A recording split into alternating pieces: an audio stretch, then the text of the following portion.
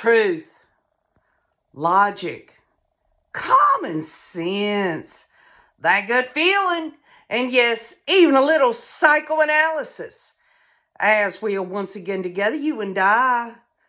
We are once again together, you and I, for a recorded series, y'all. We're going to do a recorded series. Why are we doing one? Because old KJ's looking across the crime genre and looking at all of these criminal cases that are going on that everybody's watching. And through it all, time and time again, every damn one of these defendants that end up being found guilty, they shovel the responsibility off onto somebody else. They blame someone else. They don't want to take responsibility for their own actions. What was it? The judge in the Alex Murdaugh trial said that of all his years of experience in criminal trials and stuff, he's never seen these convicted criminal defendants ever come clean. They can't bring themselves to confess anything. Yes, they say in their allocution, yes, I took a plea deal and yes, I did it, but they will not go into description of it. They won't. They distance themselves. They don't want to talk about it. Look at the hussy. She will blame her own murdered daughter for everything instead of take responsibility for her evil wickedness. Look at Leloni Simon, who murdered that precious baby Quentin Simon there and threw him away like garbage. She didn't want to take responsibility for anything either. She had her drug addiction there. She was a terrible mother. And she just absolutely didn't want to confess to any of it. She wants to have this amnesia stuff, which basically she's just at the end of it all. In her last FBI interviews, she's saying she don't remember. It took going over some railroad tracks to jar her back into knowing that she was driving down the road and all this stupid shit. Or how about Melody Ferris, who allegedly shot and killed her husband and threw his body on a burn pile? Is she taking responsibility? No, she's blaming her adult children. Specifically, Scott, one of her eldest sons there, Sarah Boone, doesn't want to take any responsibility at all. She wants to get shit-faced drunk. She wants to just blame it all on George. The bottom line is yes, they had a very bad domestic violence situation. Whether she has, some kind of syndrome or something, that's up for the jury to decide. Was it self-defense and all that? I don't believe it. I think that she could have called 911. She could have ran out of the house. She could have called her ex-husband to come down there. She could have done all kinds of things. But no, just like Leloni Simon was snorting the coke and Sarah Boone's over there drinking herself into oblivion, nobody wants to take responsibility. So I'm going to do a recorded series on someone in particular who is the epitome of it, and that is Tim Ballard, okay? Tim Ballard does not want to take responsibility for anything he's done. And so we know that these women filed a civil lawsuit in Utah, which it ain't going to go nowhere. State court's not going to do nothing with it. These are elected judges here. They're probably members of the Church of Jesus Christ of Latter-day Saints. They want to just forget about it. They don't want to talk about it no more. They want it to go away. Just like coke snorting Sean Reyes, allegedly. All of these people are shielding Tim Ballard. And if you think about it like this. He's saying it's a money shakedown and all that. Well, don't y'all find it interesting that he has countersued these women? This is the latest that Tim Ballard's done in terms of his legal strategy. He's countersuing these women in Utah State Court for defamation and all of this stuff, saying it's a money shakedown. And then, by God, in the same week that that's released, you have this stuff going on with Garth Brooks. Now, I'm not saying that Garth Brooks is guilty. What I'm saying is it's just weird to me that Garth Brooks and Tim Ballard are saying it's a money shakedown. Okay? So, I want to do this series. Of course, you know I'm going to learn something as I look through it and learn what I learn. I want to share it with you. I want to go over this federal lawsuit that just has been filed by these alleged victims of Tim Ballard. Y'all, this is some serious shit, okay? They just filed a federal lawsuit in federal courts. So not only do they have the one in the state of Utah, which in my opinion ain't going to go nowhere because they're not going to do the right thing in Utah. They want to cover for, you know who they're covering for. And it ain't just Tim Ballard, I can assure you that. There's a federal lawsuit, and we're going to get on top of it. We're going to go through this series. We're going to learn about what these victims have said. We're going to answer the question of their federal lawsuit. What do they allege that he's broken a law, a federal law? Because they would have to come there to say there's a federal law that's been broken in order for a federal court to even look at it, right? Salt Lake City, 6 women have filed a federal lawsuit against Tim Ballard and the nonprofit he founded, Operation Underground Railroad.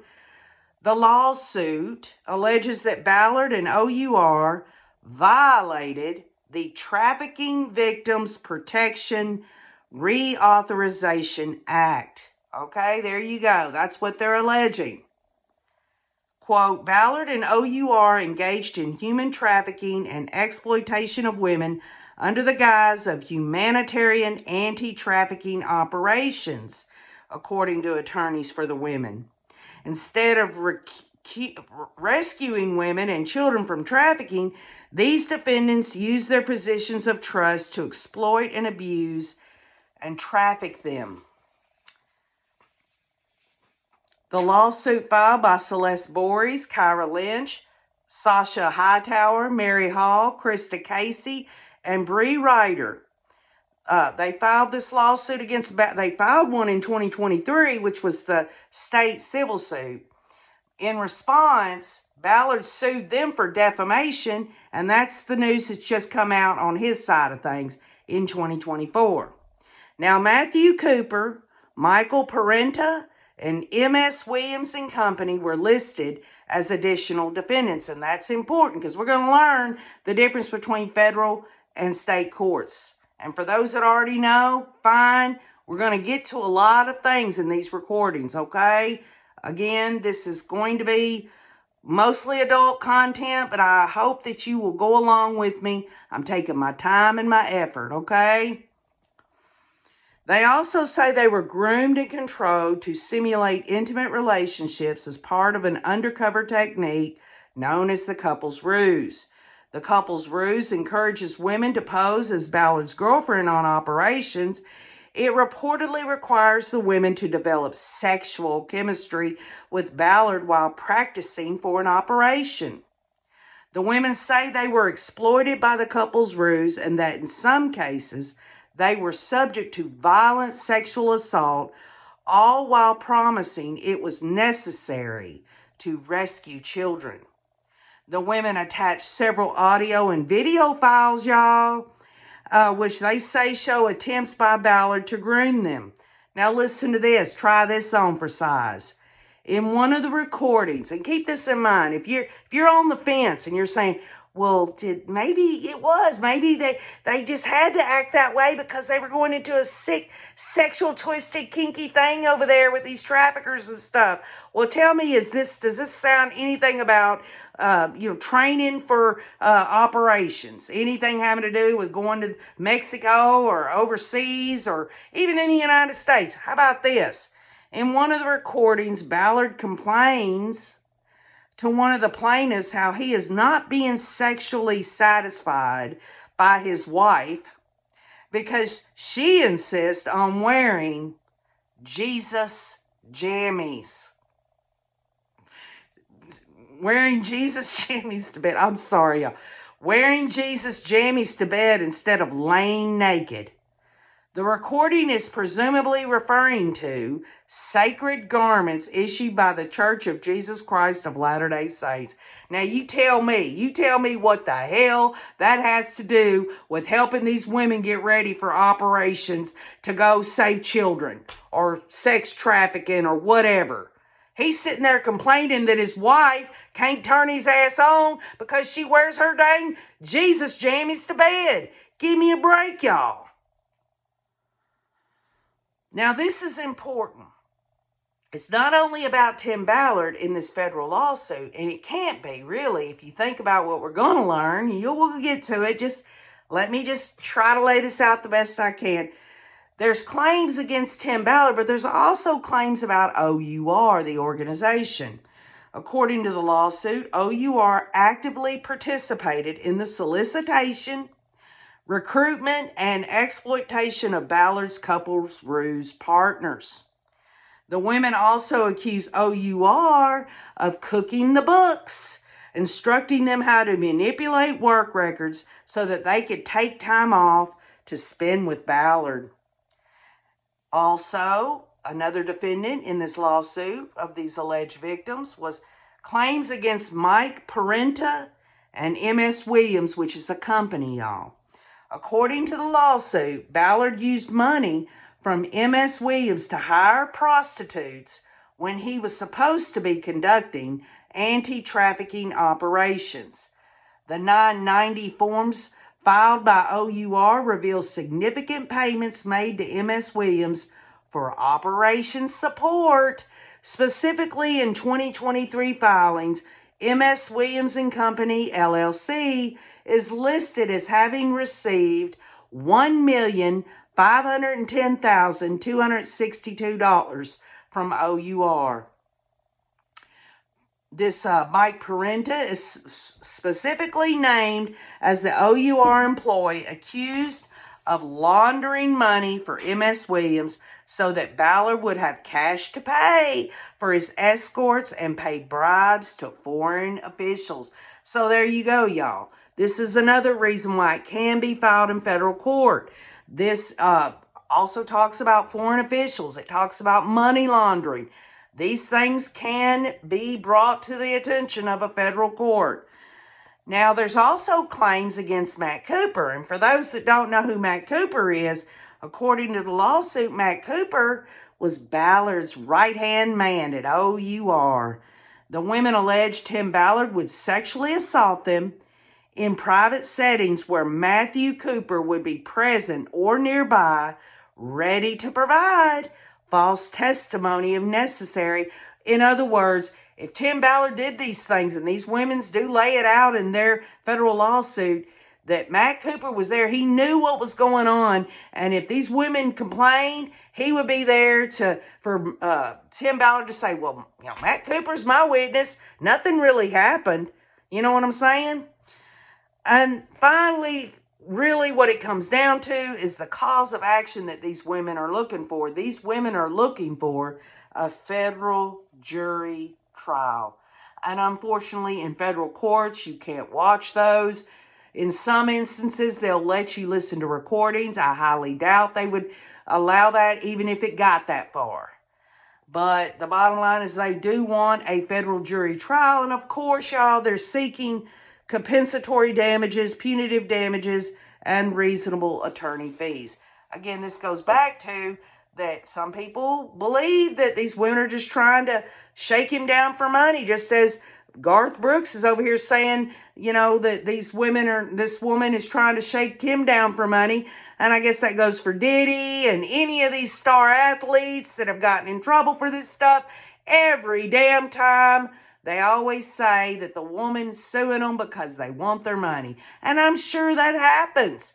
But folks, when I read through this federal lawsuit and the exhibits and all the things that they had, the recordings, text messages, and all that, my God, it's terrible. It's awful.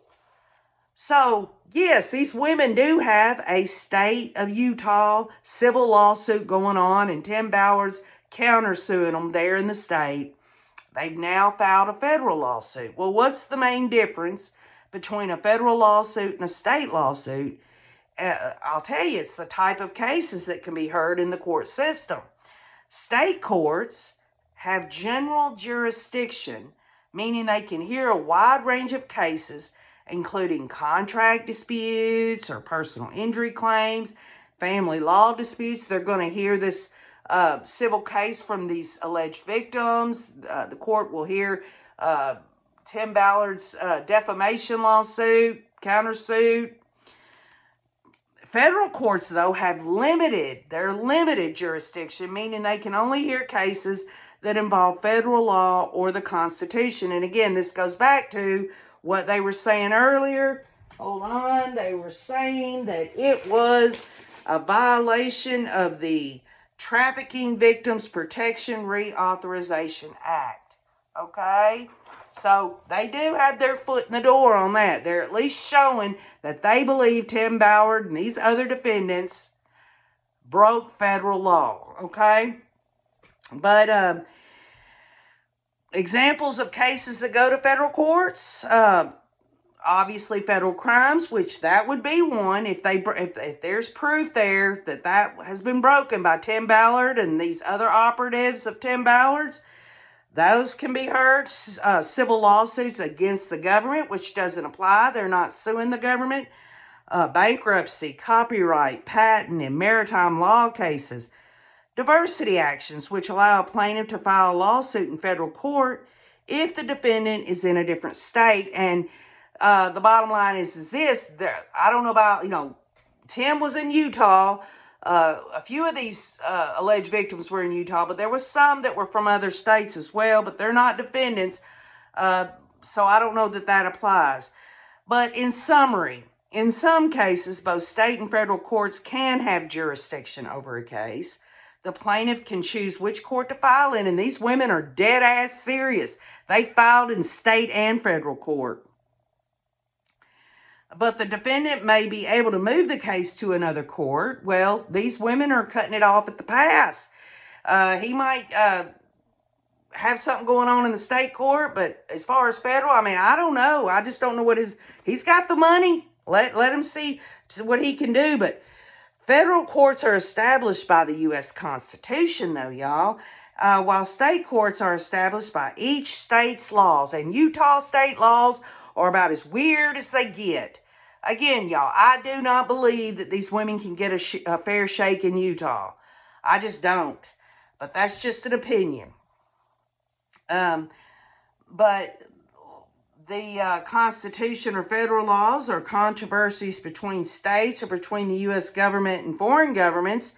Federal courts have jurisdiction over. Again, this could dovetail into these foreign officials that were laundering money and giving money to, bribes and all this. And if these women can prove this, Tim Ballard's up shit creek without a paddle, right? So, in summary, federal courts have jurisdiction over cases involving all that I've said about, the United States government, the Constitution, federal laws that could potentially be broke. And states, they deal with general stuff within the state judicial system.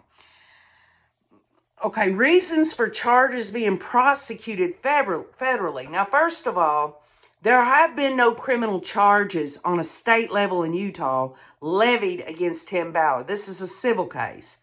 It is beyond me, with the evidence that they've showed so far in that they're not going to charge him criminally. What is it? Just their word against his, but they've got all this stuff to back them up. And that's, again, is the reason I believe Utah ain't going to do anything, because in my opinion, if this had been any other state, they would have saw the evidence these women had besides just their testimony. There were audio recordings and all of this stuff, and they would have charged Tim Ballard with something criminally. But federally, he hasn't been charged yet, and probably, I don't know that he would or what. It's a civil case in federal court. They are alleging federal crimes. If it's proven, then charges could come federally. But it says the reasons for charges being prosecuted federally are crimes committed by people who have immigrated to the United States illegally, which that doesn't apply. Crimes involving interstate commerce, y'all, which, if you think about it, trafficking, women, money's involved in all of that, or cross state lines, the fact that they went over into different countries, including use of mail, the internet, phones, banks, and interstate travel. If any of that was used to get these women to do these things, that's not looking good for old Timmy boy. Federal court judges are better qualified and have a full-service staff to read and analyze cases, so the quality of judging in federal court systems is much better compared to state courts that are underfunded and overworked. And in my opinion, the Utah court system there is a little biased. They like to keep things, hush-hush. That may or may not be to your client's advantage, though. That is a tactical decision. But one of the biggest advantages of a federal court is that federal judges are appointed, whereas state judges are elected. And you've got to ask the question, a Utah state judge there being elected into office, what kind of people are electing them? How about a whole bunch of people that are just believing everything Tim Ballard's saying, or the fact that they want to keep the church out of all of that, right? And then you got federal court can be a better option when you have multiple plaintiffs, which they do. These are women, these alleged victims, that's multiple plaintiffs, or defendants. And yes, there are multiple defendants. There's Tim, there's this Cooper fella, this Parenta, and this company, right? This Williams company. Or third-party litigation. And there is other litigation that's geared toward OUR that has nothing to do with what these women are alleging. There's other lawsuits going on, y'all. They're just not as sensational as this. So why am I going here? The reason I'm going here is because Tim Ballard does not want to take responsibility. In my opinion, I allege that he is guilty of all this stuff. This is allegations. It's my opinion. And I'm going to start off this video series with an opening from one of these alleged victims that we have not heard from. And the central question is this. Did Tim Ballard use an anti-trafficking organization to victimize, traffic, and exploit these women? All right, keep that question in your mind as we go through these future recordings of different alleged victims and such, okay? But I want to read this to you. I want you to listen up, put your earbuds in, fold your laundry, clean out the closet or whatever you're doing. And just listen to old KJ's voice, okay? This is an Exhibit E, statement of Krista Casey. And she has in bold letters below it, why now? I feel compelled to participate in this lawsuit because no one else had my back when I needed it most. And the way I intend to right that wrong is to have my own back while simultaneously advocating for countless others who have been harmed, while Tim continues to denounce the truth and skirt the consequences. This is not a matter of revenge, but a matter of justice and love. Allowing people to face the consequences of their actions is a true act of love. That's how we learn. That's how we develop resilience. That's how we wake up to the need to work on ourselves. I could never have anticipated being part of a legal battle and have lived so that I wouldn't need to be. Even when I have been terribly wrong, abused, and robbed in my past, I have walked away quietly with my head high and moved forward in a different direction. In this case, I cannot in good conscience or integrity walk away or hide, though I would far prefer to if I didn't feel this responsibility. I am a lover of truth and will use it to protect and defend others at all personal cost. with the same passion for the cause for which I was willing to risk my life going undercover to expose human traffickers. I now lay down my personal comfort, safety, time, relationships, and reputation to voice my experience and allow truth to unfold. The timing of Tim's behavior coming to light is exactly as it had to be. Anyone who has previously tried to open the curtain has been crushed. I was told I would be as well. Those who have revealed truth at the expense of Tim's image were labeled traitors to the good cause, and to Tim personally, who has enough clout and devotees that he is often revered as infallible and has proven to be invincible to date. I was told this was nobody mom with 4 kids from Utah wouldn't be considered credible. To the extent that I could speak and be heard, I always have and will. I began speaking out about the mistreatment of operators in April of 2022 after a traumatizing operation.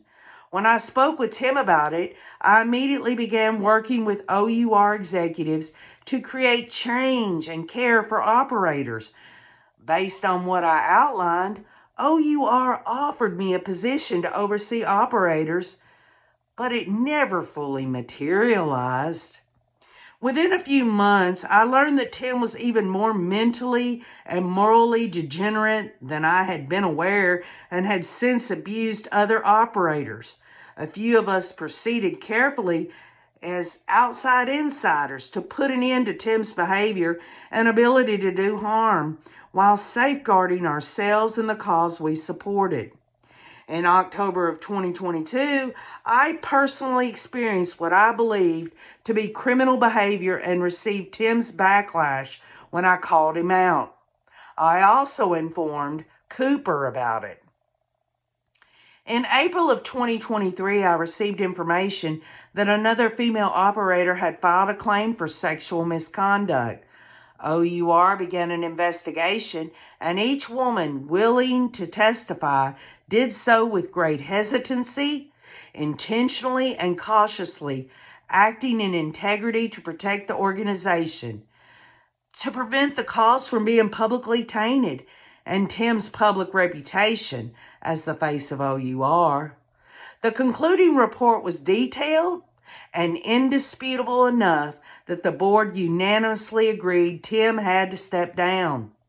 The board, stacked with Tim's family and close friends, reached a settlement that concerned many of us since it allowed Tim to separate without assuming full personal accountability or giving him any impetus to receive the help necessary for behavioral change. As predicted, Tim was instead emboldened to continue his destructive path through new avenues and funding while publicly slandering those he had victimized. The board of OUR failed in its responsibility to uphold its mission and values regardless of status, influence, or fear tactics. We warned OUR's attorneys that failure to hold Tim accountable would cripple the efforts and intent of anyone sincere about protecting those who have been harmed and silenced in the hands of predatory, lucrative, dangerous men. In the interest of and protection for all involved, we made every effort to maintain silence to the press and public regarding the specifics of Tim's behavior and names of the women he abused. Despite our efforts, the press eventually got word of the investigation and drew it to the public's attention. Tim had not indicated a Senate run until conveniently the day before the press printed the leak about the wrapped investigation into his sexual misconduct. Tim malevolently linked his political announcement with allegations investigated and verified long before, inciting public anger and demand for Tim's victims to step forth and defend ourselves, which has led to further victimization, especially without the resources for personal and or legal protection. Y'all, excuse me, it's late. I have never wanted to disappear from life this badly. It's been debilitating to be so vulnerable, unsafe, and uncertain. And this is coming from a woman who dines with traffickers and cartel with intent to betray them.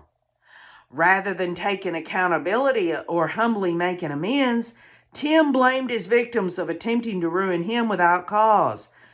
Through his denials, Tim has divided family and friends, church members, and political allies. Any man who has left devastation and destruction in his wake and continues to vehemently lie and slander should be compelled to make recompense when he has refused to do so voluntarily. Tim has spent years in luxury, traveling in fame and power, living out his delusional and sexual fantasies, while people he has used to get there remain unprotected, afraid, financially ruined, and struggling to survive on multiple fronts. To those who naively excuse Tim's atrocious behavior as a matter of consent, of simply walking away, I'm glad for your good fortune of never having been lured into an abusive relationship. When it comes to understanding the extent of predatory behaviors and grooming, the issue of consent is irrelevant. The very definition of grooming is the process of securing a target's trust and manipulating that to get them to agree to things that they would never otherwise consider. That's what master manipulators do. They get you to conform to their beliefs and tactics, making the absurd seem normal and you seem absurd. Did I know at the time that I was being manipulated and lied to? Of course not.